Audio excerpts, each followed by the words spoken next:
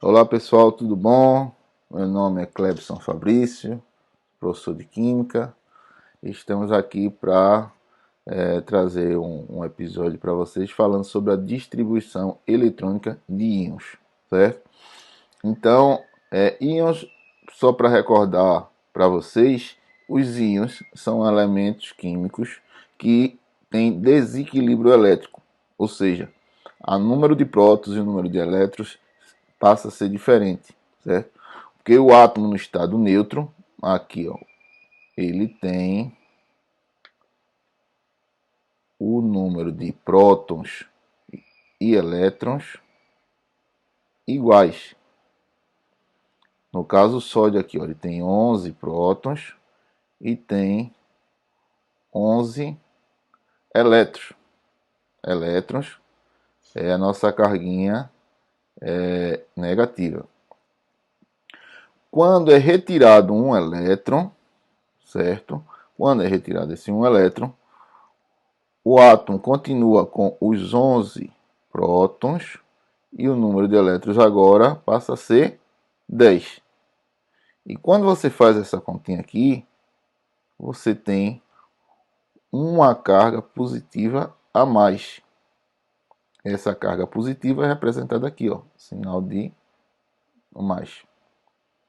Quando se tratar de um ânion, esse ânion é porque ele acrescentou um elétron, certo? Então aqui o exemplo é o cloro.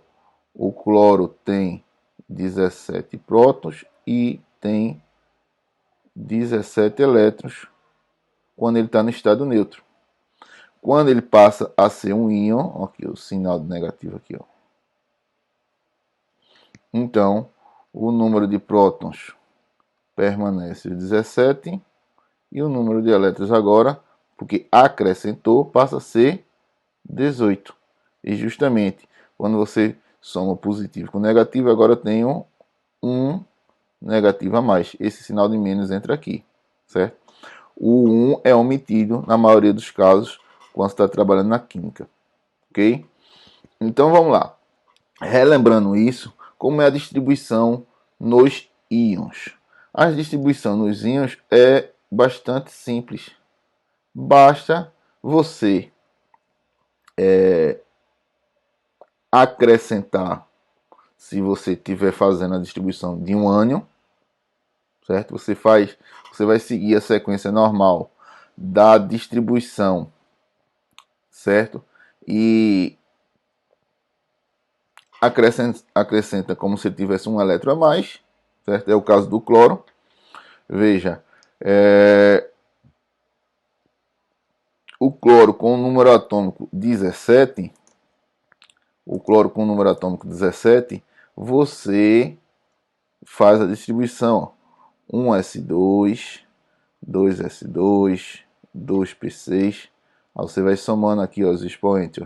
1, 2, mais 2, 4, mais 6, 10, mais 2, 12, mais 5, 17. Certo? Como ele ganhou um elétron, ele vai aparecer esse sinal negativo aqui. E aí você vai seguir a distribuição. Ao invés de você terminar em 5, que foi o 17, você vai terminar em 6 para chegar em 18. Moleza, não tem estresse. Quando você está tratando de um cátion, que ele vai retirar um elétron, é o seguinte, esse elétron tem que ser retirado da camada de valência. Então, o ideal é você sempre fazer a distribuição eletrônica como se ele fosse neutro. No caso, se o número atômico aqui não é 11, você faz a distribuição normalmente para os 11 elétrons. Então, 2, mais 2, 4, mais 6, 10, que é justamente de 1s2, 2s2, 2p6, 3s1. Então, somando os expoentes, 2, 4, 6 e mais 1, 11. Mas ele é um íon positivo, ele é um cátion. Então, esse elétron vai ser retirado, porque na verdade ele não tem 11 elétrons. Ele só tem 10. Aí, para não ocorrer o erro de você retirar um elétron que não seja da camada de valência, você faz a distribuição eletrônica normal e aí depois identifica a camada de valência. Quem é a camada de valência? A gente já falou em aula passada. É a camada mais afastada do núcleo. Então, esse 1 aqui, ó, representa a camada K e no caso tem 2 elétrons. Esses que tem o 2 na frente aqui representa a camada L, tem um total de 8. Esse 3 aqui representa a camada M, que só tem um elétron. Então, nesse caso, a camada de valência é M, que tem um elétron. Então, é ele que vai ser descartado quando você transformar a distribuição em um íon. Então, você faz a distribuição da por subníveis normalmente e depois identifica onde está a camada de valência. A camada de valência foi em 3s1, ele que vai ser descartada e aí a distribuição eletrônica do íon sódio vai parar em 2p6.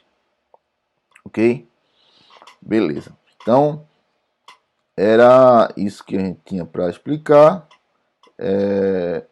Nos exercícios vocês vão treinar isso aí.